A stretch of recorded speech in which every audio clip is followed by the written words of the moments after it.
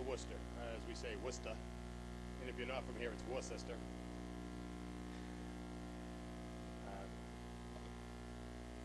We appreciate the fact that you let us speak with you today, so we'll begin our story.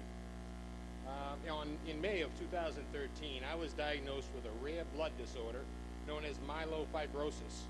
The symptoms of this cancer included loss of appetite, weight loss, and exhaustion.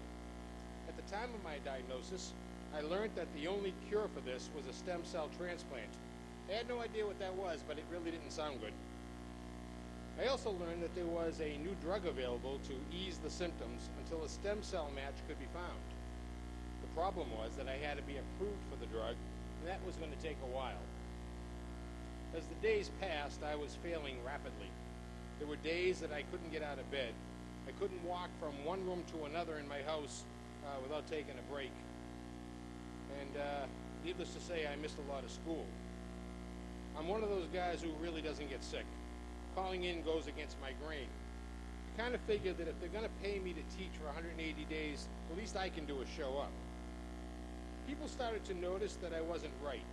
I had only told a few what was going on, and I felt that if I didn't share my information, there would be stories and rumors, and more importantly, I felt that my students had the right to know why I was suddenly sitting down while teaching and taking naps during my prep periods.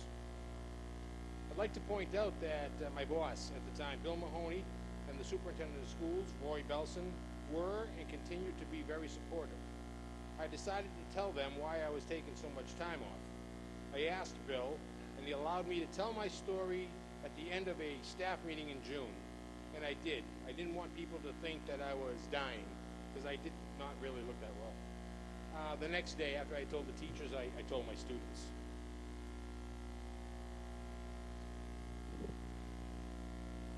When Mr. Cormio first told our class that he had been diagnosed with cancer, I was shocked and scared. I had never heard of this type of cancer, but I knew it was bad. I had never known a teacher with cancer, and this was not just any teacher, but the teacher leading our shop. I first met Mr. Cormio when I visited the school as an 8th grader. I knew that I wanted to be in electrical, and he was part of the reason that I chose this shop. When he told us, it was partway through my sophomore year, so I had only been with him for about a year, and I expected to be with him for the next 3. Mr. Cormio was someone we all liked, and I could not imagine the shop without him. At this point, we still did not know when, if, or how long he might be gone for. I was nervous for the shop, but I was especially nervous for him.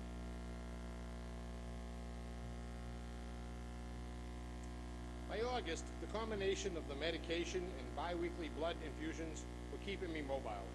I was even able to do electrical work around the school during that summer. I could always tell when my hematocrit or my red blood count was getting low, and I would look forward to my visits to Dana-Farber, knowing that those 2 pints of blood were waiting there for me to invigorate me. I kind of felt like Dracula. A match was found and my transplant was scheduled for October. The big problem now was that I would need at least a year away from school to recover. Before you get a transplant, you get doused with massive chemo, which kills your immune system. Now, if all goes the way they plan, it'll come back, but it comes back very slowly. I had to tell our new director, Heidi Riccio, that I would only be in school until mid-October, and she too was very understanding and supportive. My replacement was hired, and I said goodbye to my students and colleagues on a brisk fall Friday.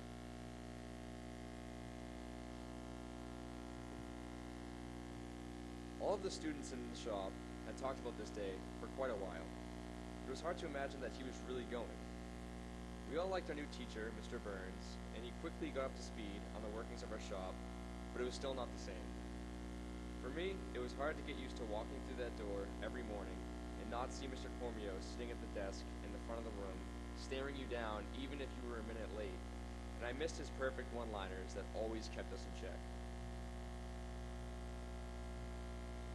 You know, a month in the hospital gives you a lot of time for reflection on your life. I was in a special room with a few visitors that I could have had to wear masks and gloves when they came in. Even the doctors and nurses had to wear them. I really didn't even know what they looked like, most of them. My wife and kids were allowed to come in daily, and my wife, the person who was most responsible for my recovery, never missed a day.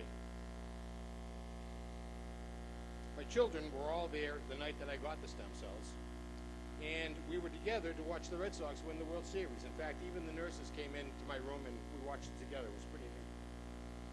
I finally returned home a week before Thanksgiving and spent the next few months resting and trying to build my strength. My wife, the beautiful Therese, had to do everything around the house. I could cook supper and that was about it. We kept visitors to a minimum, and even my mom and kids would have to wear a mask and gloves if there was even a hint of a sniffle. I stayed in touch with school via email and texts, and by April, I felt strong enough to start attending faculty meetings via FaceTime. It was kind of like Max Headroom, if you're old enough to remember who that guy was. In the summer, I was given permission to go back to school, way ahead of schedule. The new cells were taking, and they were doing their job. Unfortunately, they started to do their job a little too well. When you get an organ transplant, your body sees it as a foreign object and tries to reject it. In this case, the stem cells are the boss, and they were rejecting my blood cells. They were actually eating my red blood cells. I was losing them.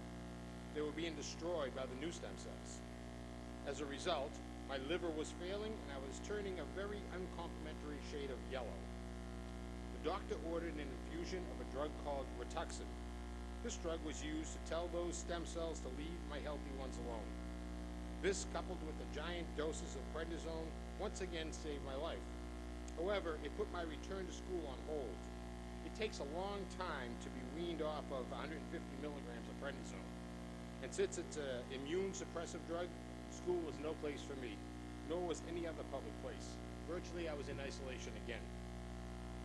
By September, though, I was feeling good, and I even met with all of my students outside of school in the first couple of days of school. My co-teacher, Adam Burns, and I had come up with a plan that would allow me to teach theory from my home via FaceTime. We even figured how I could present PowerPoints remotely.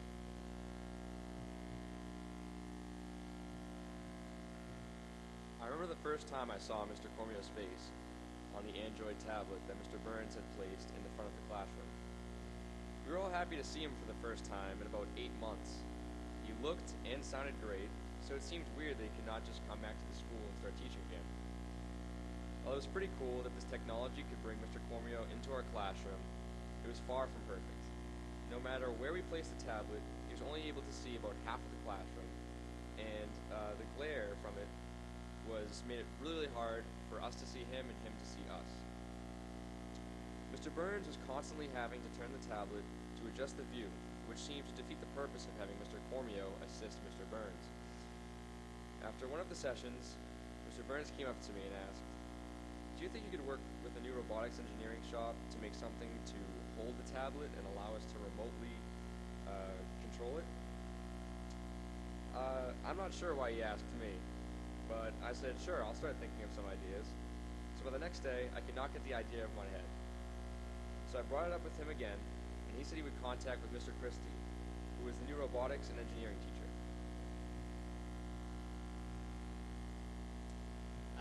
This was my first year teaching, and the first year of the robotics and engineering shop. So I'd already had some experience working with the electrical students. So Mr. Burns was on his own. Ms. Ritchie would ask if I would help out in the electrical shop. You know, electronics, electrical, kind of the same thing, only a few letters off. Well, when I looked at the wiring diagrams these kids were working on, I could not make heads or tails of them. And I'm someone who used to design circuit boards for a living. So I ended up just saying to them, "Hey, you, get back to work," which really wasn't all that helpful. We then agreed I'd bring some electrical students down to my shop and teach them about low voltage electronics. We had already been working on some robotic stuff when Hunter came along.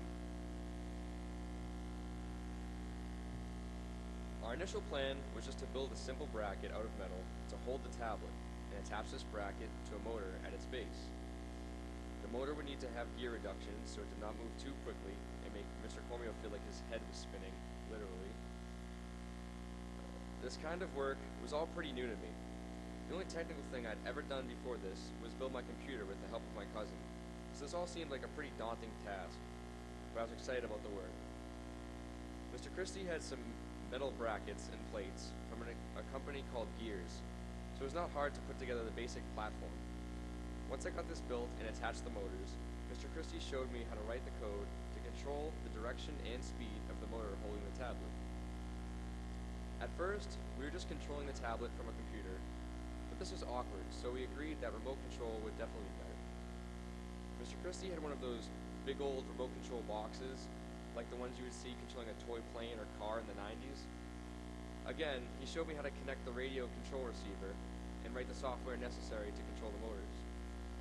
Now we could remotely control the direction the tablet was facing. The first time I demonstrated the new device in class, I thought I was the king of the school. I sat in the back of the class and instead of taking notes, rotated Mr. Cormio's head to make sure he was facing the student who asked a question, or to keep him out of the glare. I always hated taking notes, so this worked out perfectly for me. But Mr. Burns definitely didn't approve. We had to think of a way to enable Mr. Cormio to control the robot right from his house. So I have to add that when Hunter says I showed him how to construct the base or write the code, this was not step-by-step instruction. Hunter was really motivated to get this robot running. This was really his project. I'd mostly just point him in the right direction, and he would take off working through challenges and only asking questions when he really got stuck. Part of what helped was that Hunter was taking a new coding class led by an organization called TEALS at the school in the morning. So he was already learning about writing code.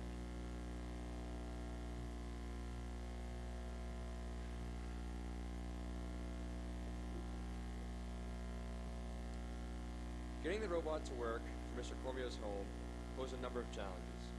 One was writing a software program that Mr. Cormio could use from his house to send data to our school. The other was writing a program for the tablet that could receive that data and then send this data by Bluetooth to a microcomputer. And lastly, another one was writing this code that the microcomputer could use to control the motors on the robot. I was definitely going to need some help with this. Since my own background is in embedded programming, that is writing code for small computers like the ones in your cell phone, your fridge, or your car, helping Hunter with most of this was not a problem. I don't, however, have much experience with web-based programming, so it was fortunate that we had a programmer from TEALS who helped with the web-based programming experience and could help us write the piece of code that made the connection between the software at Mr. Cormio's house and the software on the tablet, making it possible to control the robot not just from Mr. Cormio's house, but from anywhere in the world. For most students, building a fully telepresent remote platform would have been enough, but Hunter was not ready to stop innovating.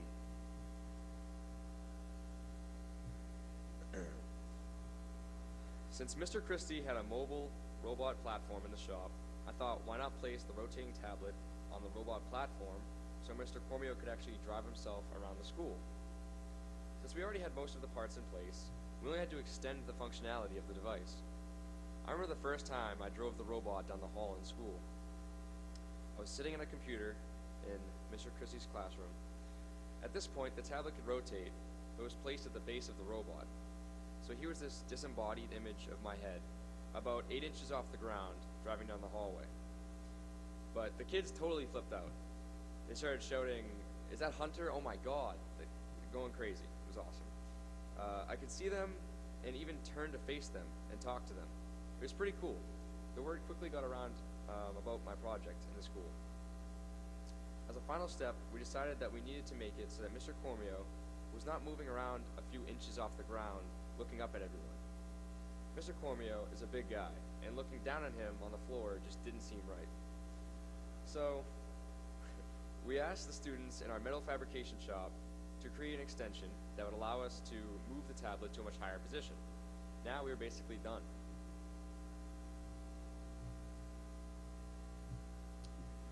Well, unfortunately, by the time he worked out all the bugs, I threw a new wrench into the stew. I went back to work. I owe all of my recovery to the doctors, the nurses, the PAs, the NPs, and the researchers at Dana-Farber Cancer Institute. My friends, my colleagues, my wife and children, my family, my grandson Tyler, and of course, the big guy. In trying to relate my journey to the STEM Summit, I found that the examples were boundless. There was science involved in the research that led to the various medications and treatments.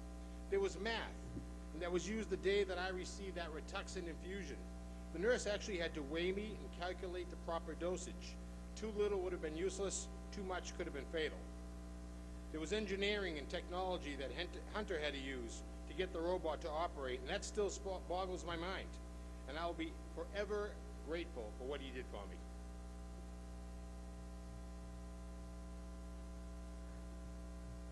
Though it was not my intention, building the RichBot 3000 brought me a lot of attention. There was a story in the Globe and Tech Review National Technology magazine, a visit by Channel 7, and recognition from my local community.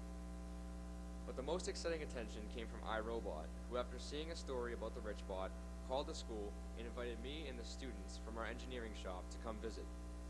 They said that while they often have schools request visits, this was the first time they personally invited a school to visit, and this is because of my work. I was totally honored. What was really cool is that they set up a special meeting for us with some of the engineers who worked in the Ava 500. The Ava 500 is their version of the RichBot, and while their version was a little more sophisticated, they were impressed by the functionality of the one that I built. After graduating from Medford Vocational Technical High School, I enrolled at Bunker Hill Community College. I am presently in a program that will prepare me to transfer to the engineering school at UMass Lowell in just 2 years. My experience at MVTHS was truly life-changing. Through the vocational track, I was exposed to many different careers, and though the extensive collaboration between shops, I was able to find the perfect career path for my future. I am grateful for this opportunity. I want to thank Mr. Cormio for all his support and guidance over the years, and for all the teachers who helped me get to where I am today. I just also want to thank you guys for giving us time to tell you our story.